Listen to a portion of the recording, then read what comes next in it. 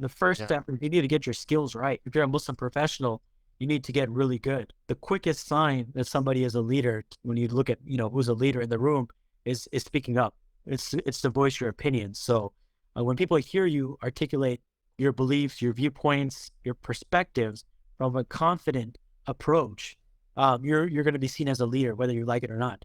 So you need to have those leadership skills where you command respect when you come into the room, when you can speak with confidence. Those are things that you need to have down. That's very important. And many of the people that I've seen that that do complain, that are burned out, they haven't solved that first problem. They solved their leadership problem. And I know there's a whole lot of terrible leaders out there, and a lot of terrible leaders that are just good at talking. Well, the reality is that is how people look at leadership, right? It's the way you talk.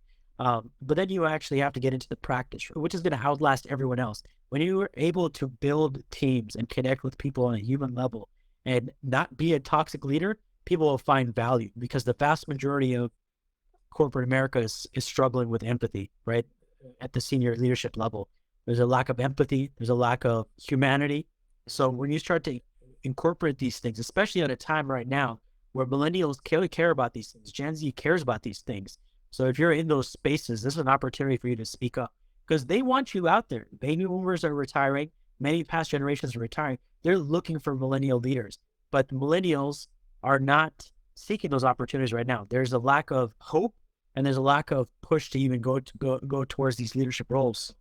Hmm. I think stepping up is important. Looking for mentors is very important. Find people that have been in your positions that you want to aspire to be in. People that are 10 years older than you, 5 years older than you. Cling on to them, ask them about the struggle. And that's something that we're trying to do with Muslim visionaries, is connect these mentors so they do speak to one another and they can understand, those pivotal little strategic moves that you need to make to get Yeah. to the top.